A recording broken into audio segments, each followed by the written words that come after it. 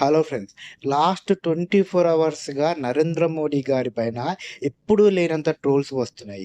ఎందుకు ఈ ట్రోల్స్ అంటే, my address to the nation అంటూ శనివారం రోజు ఆయన మాట్లాడిన మాటలకి చాలామంది ఆయనను విమర్శిస్తూ మాట్లాడుతున్నారు. భారతదేశం ఏర్పడినప్పటి నుంచి ఉన్న ప్రధాన మంత్రుల్లో ఇందిరాగాంధీ గారి తర్వాత అంతటి స్ట్రాంగెస్ట్ ప్రధానమంత్రి నరేంద్ర మోడీ గారు. చెప్పాలంటే ఇందిరాగాంధీ గారి కన్నా నరేంద్ర మోడీ గారికి చాలా ఫాలోయింగ్ ఉంది. ఆయన ఏం చెప్పినా వినేవాళ్ళు ప్రజలు. అప్పట్లో నోటుబందీ అంటూ చెప్పినప్పుడు ప్రతి ఒక్కరు ఆయన మాట విన్నారు, ఆయనను నమ్మారు. ఆ తర్వాత కరోనా టైంలో ఆయన ముందుకొచ్చి కరోనాతో పారదోలాలంటే అందరూ కలిసికట్టుగా ఉండాలి, గంటలు కొట్టాలి, ప్లేట్లు కొట్టాలి అన్నప్పుడు కూడా ప్రతి ఒక్కరు రోడ్డుపైకి వచ్చారు. ప్లేట్లు వాయిస్తూ, గంటలు వాయిస్తూ ఆయనకు సపోర్ట్‌గా ఉన్నారు. అండ్ ఆ తర్వాత ఆపరేషన్ సింధూర్ లాంటివి జరిగినప్పుడు కూడా ఆయన భారతదేశానికి ఏం పిలిపించారు, ప్రతి ఒక్కరు ఆయనను సపోర్ట్ చేశారు. ఆయనకి ఎక్కడ అగెనిస్ట్‌గా లేరు. కానీ ఇప్పుడు my address to the nation అంటూ ఆయన మాట్లాడిన మాటలకి ప్రతి ఒక్కరు అపోజిట్‌గా మాట్లాడుతున్నారు. ఆయనని సపోర్ట్ చేసే వాళ్ళు కూడా ఇప్పుడు ఆయనను విమర్శిస్తున్నారు. అసలు ఏంటి ఈ మై అడ్రెస్ టు ది నేషన్‌లో ఆయన మాట్లాడిందన్నది మాట్లాడుకుంటే, ఆయన ప్రధానమంత్రి స్థానంలో ఉన్నప్పుడు భారతదేశంలో ఏదైనా విపత్తు వచ్చినప్పుడు, ఏదో ప్రమాదం వచ్చినప్పుడు మాట్లాడాలి కానీ, ఒక పొలిటికల్ ఎజెండా పెట్టుకొని పొలిటికల్ స్పీచ్ ఇచ్చినట్టుగా అనిపించింది చాలామందికి. ఎందుకు ఈ మాట అంటున్నామంటే, ఈ రీసెంట్‌గా పార్లమెంట్‌లో ఒక బిల్లు వీగిపోయినప్పుడు, ఆ బిల్లు గురించి మాట్లాడడానికి నరేంద్ర మోడీ గారు నేషన్‌ని అడ్రెస్ చేస్తూ మాట్లాడారు. అది అక్కడ 131 అమెండ్మెంట్ బిల్ అని మాట్లాడకుండా మహిళా బిల్ అన్నట్టుగా, మహిళా బిల్లుకి అపోజిషన్ పార్టీలు వ్యతిరేకంగా ఉన్నాయన్నట్టుగా, ముఖ్యంగా కాంగ్రెస్ పేరును 59 సార్లు ఆయన తన స్పీచ్‌లో మాట్లాడినట్టుగా చాలామంది విశ్లేషిస్తున్నారు ఆయన స్పీచ్‌ని. అండ్ అంతేకాకుండా ఎలక్షన్‌లు వస్తున్న సమయంలో బెంగాల్, తమిళనాడు, కేరళ లాంటి రాష్ట్రాల్లో ఎలక్షన్స్ ఉన్నప్పుడు ఇప్పుడు ఇలా బయటికొచ్చి మాట్లాడడము ప్యూర్ ఎలక్షన్ ఎజెండా అన్నట్టుగా చాలామంది విమర్శిస్తున్నారు కూడా. నిజంగా నరేంద్ర మోడీ గారు తన ఖ్యాతిని తానే పాడు చేసుకున్నారు. అప్పట్లో ఉన్న నరేంద్ర మోడీ గారు ఇప్పుడు ఏమైపోయారన్నట్టుగా ఆయనను అభిమానించే వాళ్ళు చూస్తున్నారు. అసలు మహిళా రిజర్వేషన్ బిల్లుకి రీసెంట్‌గా వీగిపోయిన బిల్లుకి సంబంధం పూర్తిగా లేదు. మహిళా బిల్లు 2023లోనే అప్పట్లో అది పాస్ అయిపోయింది పార్లమెంట్‌లో. కానీ మహిళా బిల్లు వెనకాల నరేంద్ర మోడీ గారి గవర్నమెంట్ పెట్టిన 2 క్లాజ్‌ల వల్లనే అది ఇప్పుడు ఆగిపోవాల్సి వచ్చింది. ఇది పూర్తిగా బీజేపీ తప్పిదము, నరేంద్ర మోడీ గారి ప్రభుత్వం తప్పిదమే. డీలిమిటేషన్ తర్వాతనే 33% మహిళలకు రిజర్వేషన్స్ ఇస్తామనడము, డీలిమిటేషన్ కోసము, సెన్సస్ కోసము వెయిట్ చేసిన తర్వాతనే చేద్దామనడము ఇక్కడ బ్లండర్ మిస్టేకు. డీలిమిటేషన్ లేకుండా ఆ బిల్లుని అప్పుడే ప్రపోజ్ చేసుంటే నిజంగా అసలు ప్రభుత్వాలు ఎలా ఉన్నాయి, మహిళల పట్ల వాళ్ళ ఆలోచన ఎలా ఉన్నదన్నది తెలిసేది. ఇప్పుడు డీలిమిటేషన్ వల్ల సౌత్ రాష్ట్రాలు నష్టపోతున్నాయన్నట్టుగా, అనుమానాలు ఉన్నాయన్నట్టుగా సౌత్ రాష్ట్రాల నుంచి వస్తున్న సమయంలో ఈ 131 అమెండ్మెంట్ బిల్లుని పెట్టి అది వీగిపోయేలాగా ప్రభుత్వమే కావాలని చేసిందన్నట్టుగా కూడా చాలామంది అంటున్నారు. ఏదేమైనా కూడా రీసెంట్‌గా వీగిపోయిన బిల్లుకి, మహిళా రిజర్వేషన్ బిల్లుకి ఎలాంటి సంబంధం లేదన్నది పచ్చి వాస్తవం.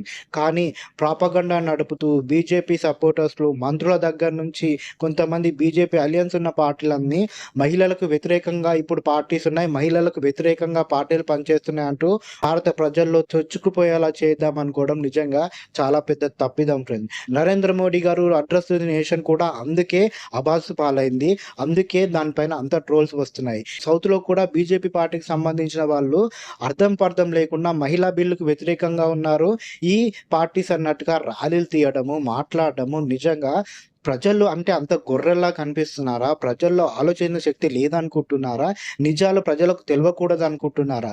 నిజంగా మహిళల పట్ల అంత సానుకూలత ఉంటే, మహిళల పట్ల అంత నిబద్ధత ఉంటే 2023లోనే డైరెక్ట్‌గా రిజర్వేషన్ బిల్లుని అమలు చేయొచ్చు కదా! 2024 ఎలక్షన్‌లలోనే మహిళలకు రిజర్వేషన్స్ ఇస్తే అయిపోయేది కదా! ఆ 543 సీట్లలోనే. కానీ ఎందుకు ఇయ్యలేదు? అండ్ అంతేకాకుండా ప్రస్తుతం ఉన్న సీట్ల ప్రకారం చూసినా కూడా భారతీయ జనతా పార్టీ ఎంపీలలో 10-12% ఎంపీలు కూడా మహిళలు లేరు. అండ్ భారతీయ జనతా పార్టీకి సంబంధించిన సీఎంలలో ఒక్క సీఎం మాత్రమే మహిళా సీఎం ఉంది. అండ్ మినిస్టర్‌లో కూడా మహిళలకు ఎక్కువ కాంట్రిబ్యూషన్ లేదు. ఈ లెక్కలు చూసాకైనా అర్థం చేసుకోండి. అండ్ నరేంద్ర మోడీకి సమకాలీకులైన చంద్రబాబు నాయుడు గారు కూడా ఈ ప్రాపగండాలో పాలుపంచుకోవడము చాలా ఆశ్చర్యంగా అనిపించింది. రీసెంట్‌గా ఈ బిల్లు వీగిపోవడంతో రోడ్డుపైకి చాలామంది మహిళలకు వ్యతిరేకంగానే ప్రతిపక్షాలన్నీ అన్నట్టుగా మాట్లాడుతూ ర్యాలీలు చేస్తుంటే, ఈ ర్యాలీలో చంద్రబాబు నాయుడు గారు లాంటి ఒక విజనరీ లీడర్ పాల్గొనడము నిజంగా చాలా ఆశ్చర్యంగా అనిపించింది.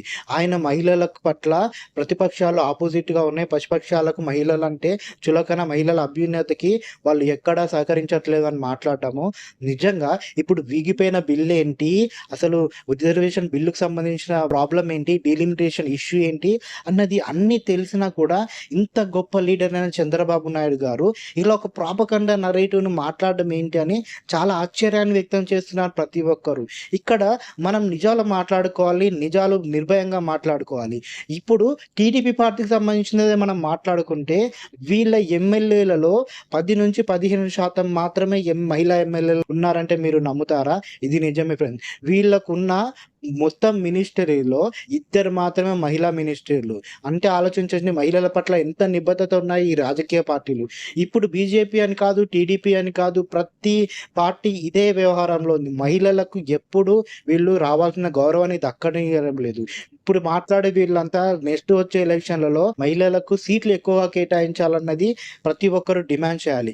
అండ్ ఇప్పుడు మహిళలకు సీట్లు ఇస్తున్నామని నా కోడలికిస్తా, నా కూతురికిస్తా, మా అత్తకిస్తా, వాళ్ళకిస్తా, నాకు తెలిసిన వాళ్ళకిస్తా అంటే అది మహిళల అభ్యున్నతి ఎందుకవుతుంది? నిజంగా హైదరాబాద్ మున్సిపల్ కార్పొరేషన్‌లోనే చాలామంది ఎమ్మెల్యేలు, ఎంపీల కోడళ్ళు, కూతుళ్ళు, భార్యలు వీళ్ళే ఉన్నారు మొత్తం కార్పొరేటర్‌గా, వార్డ్ మెంబర్‌లుగా. ఇదా మహిళల అభ్యున్నతి అంటే? సాధారణ మహిళలకు కూడా అధికారం ఇచ్చినప్పుడే కదా నిజమైన మహిళలకు అభ్యున్నతి వస్తుంది. మీ కూతుళ్ళకు, కోడళ్ళకి ఇచ్చుకుంటే ఏమొస్తుంది? మహిళా బిల్లు పైన మీకు నిజమైన నిబద్ధత ఉంటే ముందుగానే 33% మీ పార్టీలోనే అమలు చేసి మీరొక ఇన్స్పిరేషన్‌గా నిలవడం ప్రతి ఒక్కరికి. అండ్ బీజేపీ వాళ్ళు నరేటివ్‌ను మార్చుకోవాలి. నిజాలుగా మాట్లాడాలి.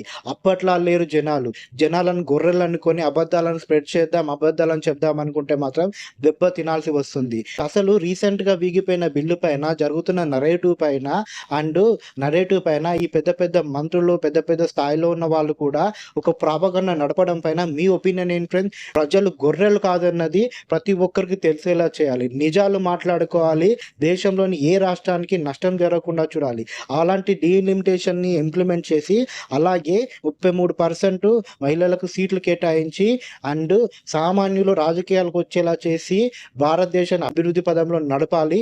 అదే వాళ్ళ లక్ష్యంగా ఉండాలి. ఇలాంటి నరేటివ్‌ని మనం ఎంకరేజ్ చేయకూడదు. అసలు దీని గురించి మీ ఒపీనియన్ ఏంటి ఫ్రెండ్స్? నా అభిప్రాయాలతో మీరు ఏకీభవిస్తారా? మీ ఒపీనియన్‌ని కామెంట్ బాక్స్‌లో తెలియచేయండి. అండ్ మొదటిసారిగా మా ఛానల్‌కి వస్తే ప్లీజ్ మా ఛానల్‌ని సబ్స్క్రైబ్ చేసుకోండి.